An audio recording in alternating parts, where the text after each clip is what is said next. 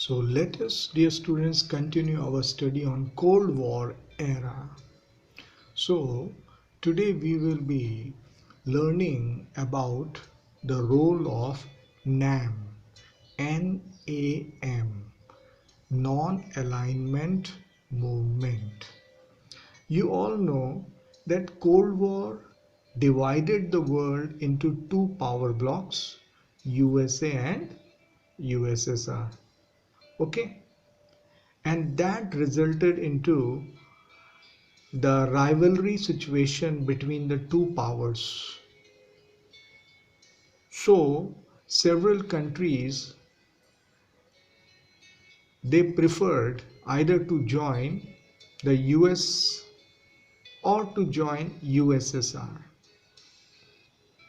But there were some top leaders who felt that joining these power blocks won't going to bring a permanent solution to the world peace.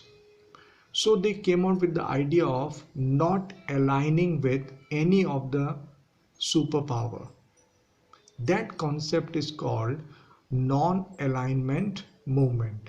It is a third option for the newly independent countries in Asia, Africa and Latin America. Okay, its main objective was to stay away from power blocks. Non-alignment as a movement traces its roots to first Indian Prime Minister Jawaharlal Nehru, who gave the idea of an organization of newly independent states of Africa and Asia in a radio speech as early as 1946. Okay, now here you can see the photograph of the 5 founding fathers of non-alignment movement, the founding fathers of NAM. Number 1, Jawaharlal Nehru.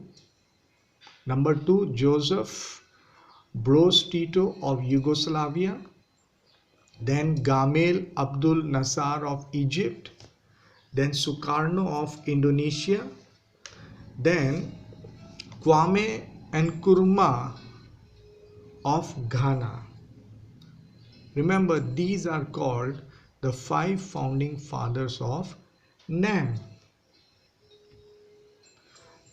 Now, you should know that the first NAM summit was held at Belgrade in 1961.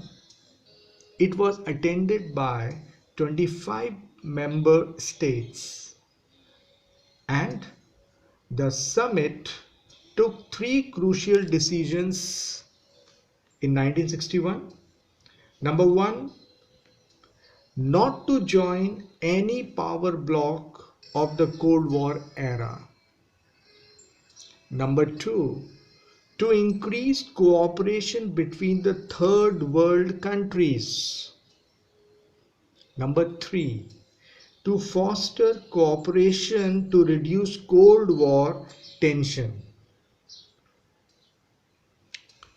Okay, so these were the 3 main objectives, and in second objective the word came third world countries. Third world countries means then there is first world and there is second world. Well, the American historians, the Western historians, they divided the world into 3 categories that time. The first world countries were all the Western countries, all the modernized countries, and which were following the idea of democracy and capitalism. They were considered as the first world countries of the world. Second world countries were all those countries which were following the idea of communism and socialism, and its main propagator was USSR. So all those countries were called second world countries. And the third world countries were those countries which have been the colonies of Western powers in the past history, but gradually they became free, independent. So these countries were called third world countries. Most of them were from Asia, Africa, and South America. Okay, so here you can see factors behind the formation of non-aligned movement. Cooperation among these 5 countries. You know the 5 founding fathers, those countries, you know that they were India, Yugoslavia, Egypt, Indonesia, and Ghana. So they came together to cooperate with one another rather than depending upon the 2 superpowers. They will cooperate with one another in mutual development of each other. Growing Cold War tension, that time, the tension between the 2 superpower was very common. Entry of newly independent African countries. So this is how we understand that the NAM was started, non-aligned movement was started, and gradually more and more countries became member of this organization. So non-alignment is not isolationism from international realities. When it was formed, that time the first world countries, the Western countries, they began to blame non-aligned countries that they are practicing isolationism, means separating themselves from the affairs of the world.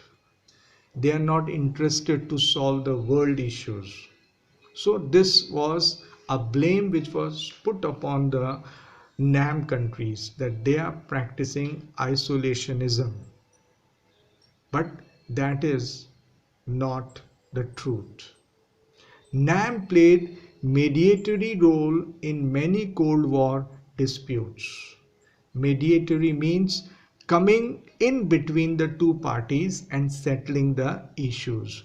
So non-aligned movement, the countries, especially those 5 countries and especially India, they have played important role in settling many of the disputes which were related to Cold War time.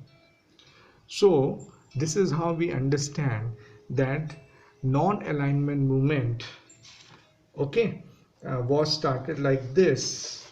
Its objective was not to be part of Cold War, not to be part of the 2 power blocks, to reduce Cold War tension, and to cooperate with the third world countries. Our next topic is New International Economic Order, NIEO. New International Economic Order. Non-aligned countries acted as mediators during the Cold War era. Most of the non-aligned states were poor and economically backward. They were therefore known as least developed countries, LDC. Economic development of these countries was a necessity to preserve their freedom. And in the absence of sustained development, these countries could not attain real freedom.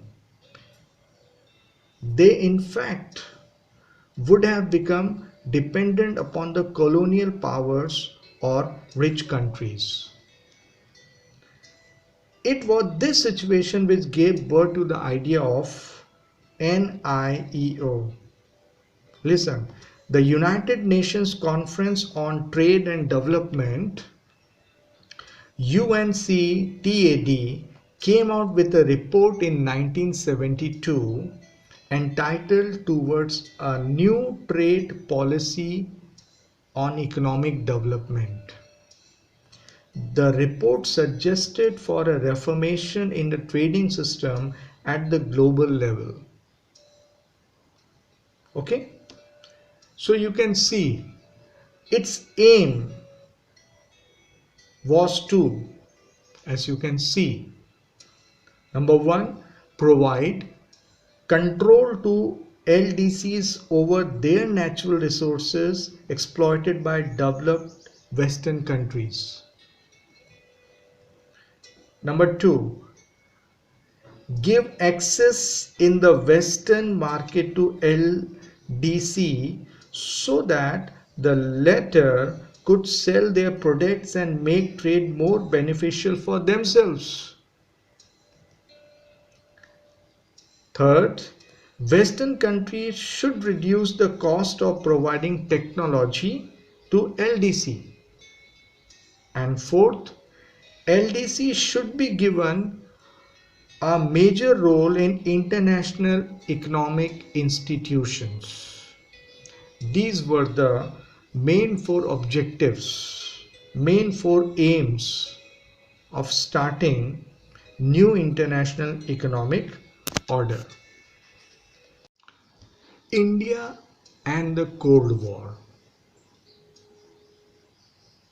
Staying away from the two alliances.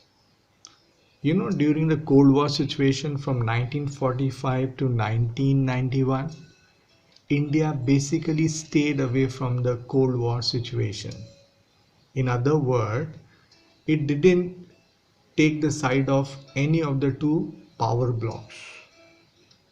Second, India raised voice against newly decolonized countries when they wanted to become the part of any two power blocks. India criticized those countries, said don't go there, join NAM. India's policy was neither negative nor passive, as some blame us. But remember, India's policy on NAM was neither negative nor passive. Rather, India tried to reduce Cold War tensions by mediating between the countries and made negotiations between the alliances to prevent another World War situation. India also tried to ensure the support of other non-aligned nations in softening the Cold War. Non-aligned posture helped India to take international decisions independently. What do you mean by independently? Remember, while all other countries, either they were under the control of USA or USSR, so on international matter they cannot take independent decisions. They have to look to their godfather, either USA or USSR. But non-aligned countries, they took their decision independent of these two superpowers to balance one superpower against another. So this is how India has played an important role during the Cold War era when this NAM was formed. But still, there are some criticism against India's policy on non-alignment. Some criticize. Number one, they say unprincipled. Unprincipled. I told you isolationism means not getting involved, getting separated from others, and least bothered about what is happening in the world. This attitude is called unprincipled. So this was one of the criticism laid against India. India refused to take independent decisions in many international issues to protect the national interest. So there were some occasions we will read in coming chapters. There were some occasions where when it came to make international decisions,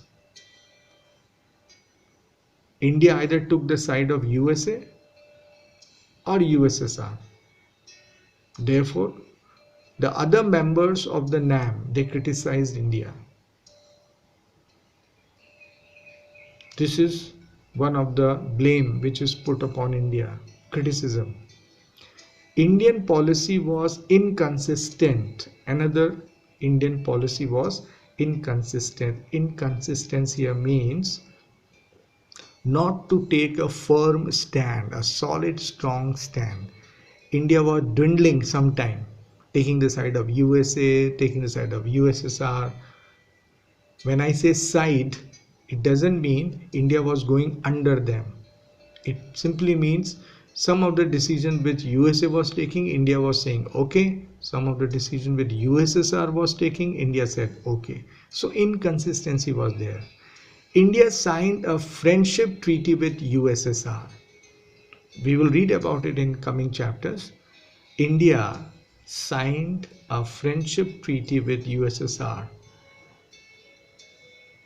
This is something which, when I say, mean that time the Congress government was there.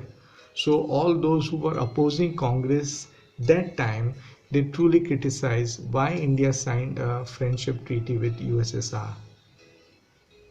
So these are some of the criticism laid against, the charges laid against India in non-aligned policy.